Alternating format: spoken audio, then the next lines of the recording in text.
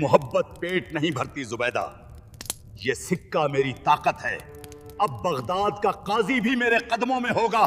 पुराने वक्तों की बात है कि एक ताजिर जिसका नाम हारून था, इसका गुजर एक गांव की गलियों से हुआ।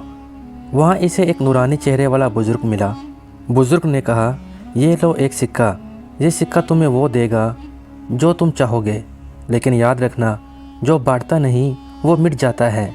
हारून वो सोने का सिक्का लेकर अपने घर आ जाता है और देखता है कि सिक्के को अपनी तिजोरी में डालते ही इसका कमरा सोने से भर जाता है।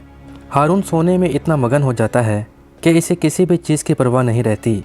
फिर एक दिन ख्वाब में क्या देखता है कि इसका हाथ जल रहा है और वो कहता है, ये क्या हो रहा है? मेरा हाथ, ये सोना नहीं, ये तो आग है। फिर वो क्या देखता है कि इसे ख्वाब में एक बच्चा नज़र आता है जो एक मस्जिद के सहन में बैठा इसके सिक्के को उछाल रहा है और पुकार रहा है, दौलत वो नहीं जो तिजोरियों में बंद हो, दौलत वो है जो दिलों में सुकून पैदा करे। लेकिन सुबह उठते ही हारून सब भूल जाता है। आखिर एक दिन जब वो रात को घर आता है तो इसकी बीवी इसे कहती है, हारून, ये सोना नहीं तुम्हारी आंखों का पर्दा है। देखो तुम्हारे बच्चे भूखे सो गए क्योंकि तुमने इनकी मोहब्बत को भी दरहम और दिनार में तोल दिया। खैर, हारून वहाँ से आ जाता है। फिर दोनों मियाँ बीवी एक कमरे में गुफ्तगू कर रहे थे। इसकी बीवी इसे कहती है, मैं तुमसे बहुत मोहब्बत करती हूँ और तुम्हारे बच्चे भी तुमसे बहुत मोहब्बत करते हैं। लेकिन हारून जवाब देता है कि मोहब्बत पेट नहीं भरती जुबैदा, ये सिक्का मेरी ताकत है। अब बगदाद का काजी भी मेरे कदमों में होगा। फिर एक दिन कुछ ऐसा हुआ कि शदीद बारिश हो रही थी और बाहर दरवाजे पर दस्तक हुई। हारून ने जब दरवाज़ा खोला तो देखा कि एक छोटा बच्चा फटे पुराने कपड़े में खड़ा है और बहुत ही बदहाली में बच्चा अपना कटोरा आगे करता है और हारून से कहता है, जनाब, सिर्फ एक रोटी, मेरी माँ बीमार है। क्या आप इस जादुई सिक्के से मेरी मदद करेंगे? हारून को बहुत गुस्सा आता है। वो बच्चे को धक्का देता है। जब वो बच्चे के कंधे को छूता है, बच्चे की आस्तीन सर्द सख्त सोने में बदल जाती है। बच्चा खौफ से चीखता है। इसी लम्हे आसमान पर काली बिजली चमकती है। हारून वापस घर आ जाता है। ये तब की बात है जब बगदाद की 9वीं सदी की एक आलीशान महल के अंदरूनी मंजर कुछ ऐसा था।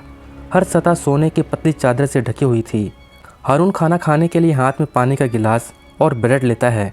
तभी कुछ ऐसा होता है कि रोटी भी सोना बन गई। मैं प्यासा हूँ, क्या कोई मुझे एक कतरा पानी देगा? हारून खौफजदा होकर फ़ौरन अपने महल में भागता है।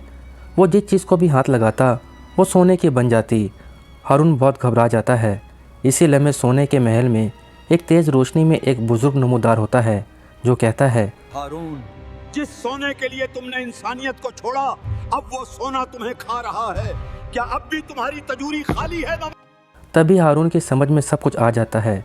वो घुटने के बल बैठकर कहता है, ए अल्लाह, मुझे माफ़ कर दे। मुझे ये सोना नहीं चाहिए। मुझे मेरी ज़िंदगी, मुझे वो यतीम बच्चा वापस चाहिए। और बुज़ुर्ग इसे कहता है, ये सिक्का ले लो।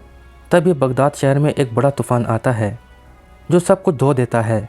सारा बगदाद शहर धुल जाता है और वो बच्चा जो सोने का बन गया था वो भी आहिस्ता आहिस्ता नॉर्मल हालत में आना शुरू हो जाता है।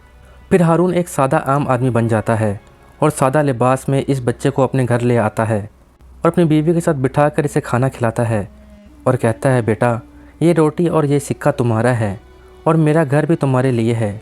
असली दौलत बांटने में है, छुपाने में नहीं। याद रखिए, सोना कब्र तक जा सकता है लेकिन नेकी अल्लाह के अर्श तक जाती है। लालच का इंजाम हमेशा मिट्टी है और सखावत का सिला लाफानी और खुशी है। प्यारे दोस्तों, उम्मीद करता हूँ ये कहानी आपको पसंद आई होगी। अगर कहानी पसंद आई हो तो बराए मेहरबानी हमारे चैनल को सब्सक्राइब करें। वीडियो देखने का बहुत बहुत शुक्रिया।